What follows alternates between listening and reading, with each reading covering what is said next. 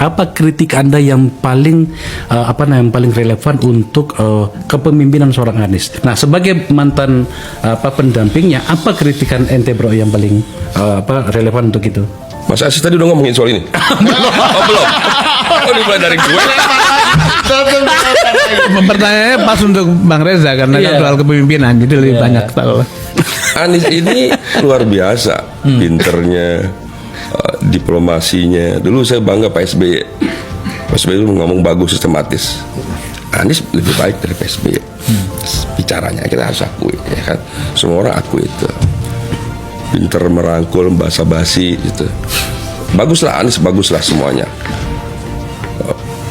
Visinya, bikin programnya. Mungkin Mas Anies kurangnya apa ya? Mungkin kurangnya ya sedikit saja. Tapi sedikit itu menentukan kepemimpinan Anies. Sedikit itu menentukan keberhasilan Mas Anies.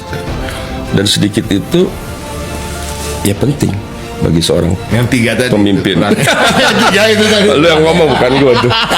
Di sini kelihatannya kita banyakin dialognya ya. Setuju? Malam ini saya dapat tugas ini bicara soal meneguhkan hati dan lain-lain. Tapi melihat animo di sini kelihatannya kita banyakin dialognya ya. Setuju?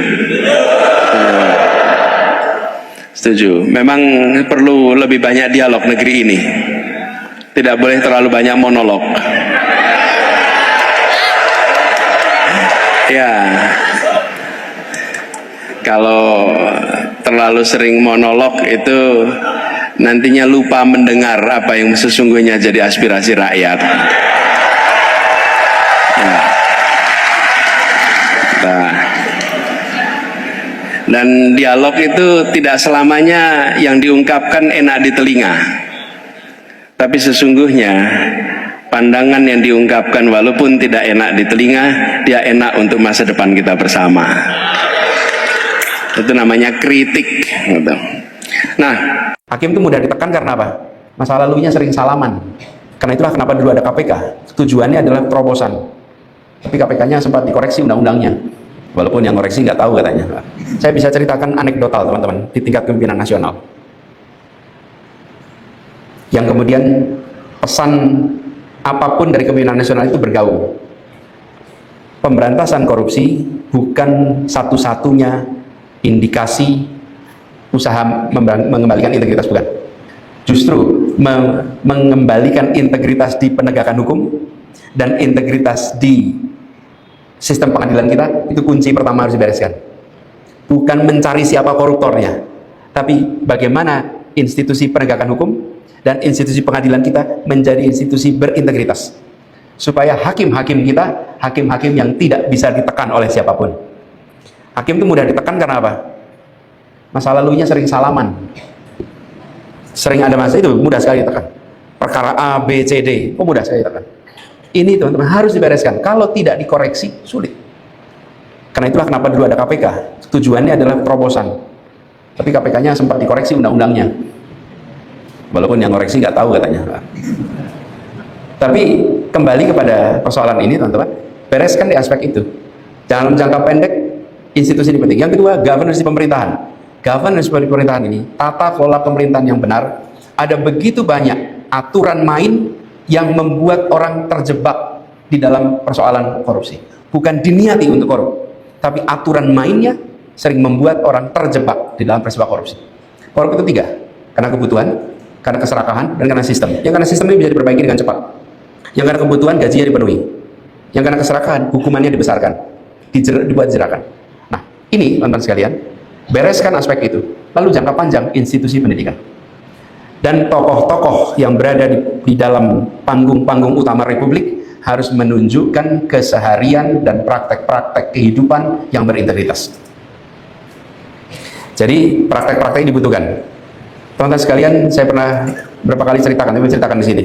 Saya suatu ketika menjemput Bang Imad, pembicara di kampus gini, seperti saya sedang bicara sekarang. Yang saya undang namanya Imaduddin Abdurrahim. Saya jemput Bang Imad di Bandara Adi Sucipto, lalu jalan, naik mobil, saya nyetirin.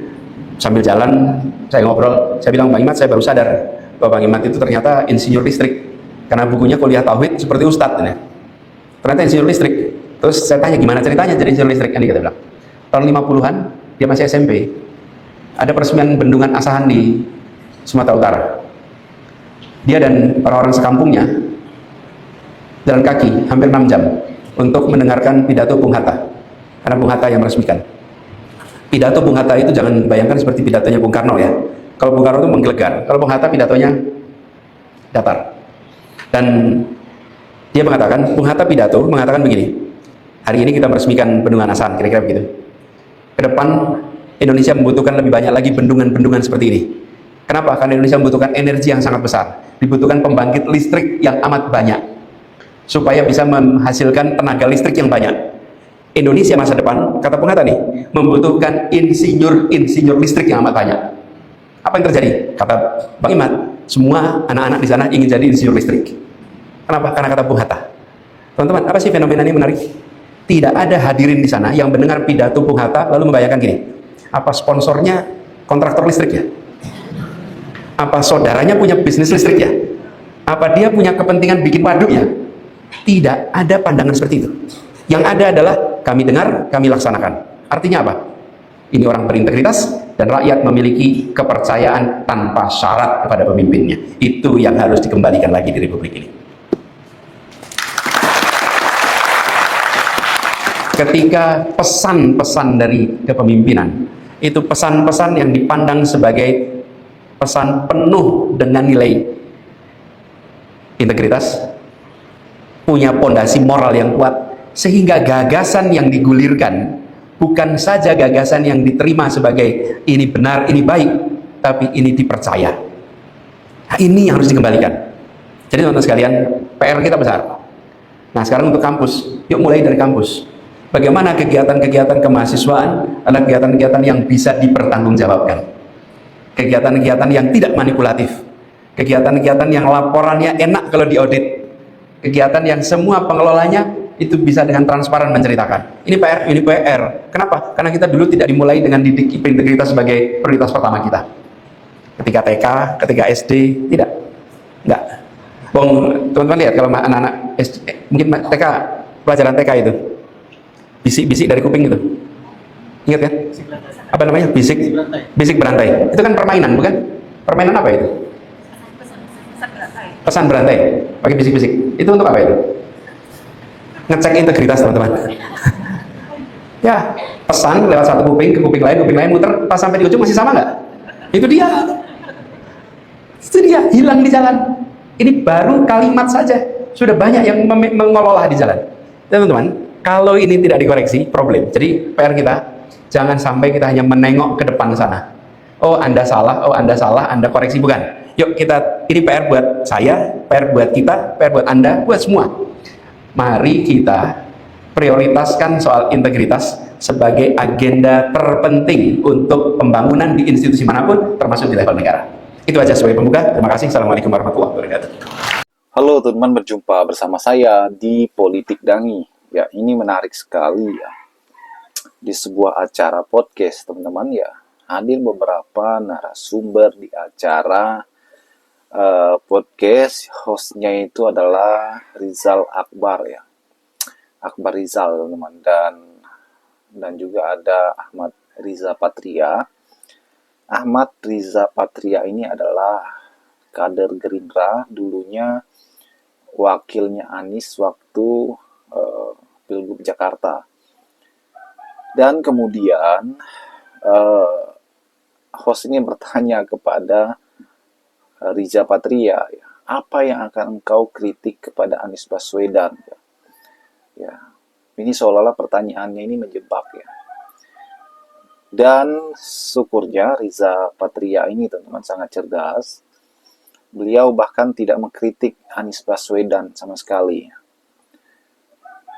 Kenapa? Karena Riza tahu betapa cerdasnya Anies, betapa pintarnya Anies, dan itu diakui oleh Riza sendiri. Ya. Bagaimana katanya Anies itu adalah sosok pemimpin yang sangat cerdas, yang sangat pintar, jenius. Ya. Dulu ada yang namanya SBY, ya, SBY itu pintar sekali dalam berkomunikasi, dalam pemikiran. Bahkan Anies itu, kata Riza, jauh melebihi SBY. Dan ini fakta, dan ini sudah diakui, kata Riza, teman-teman. Ini artinya bahwa ya apa yang dilakukan oleh Anies, ya secara langsung Gerindra mengakui kehebatan Anies.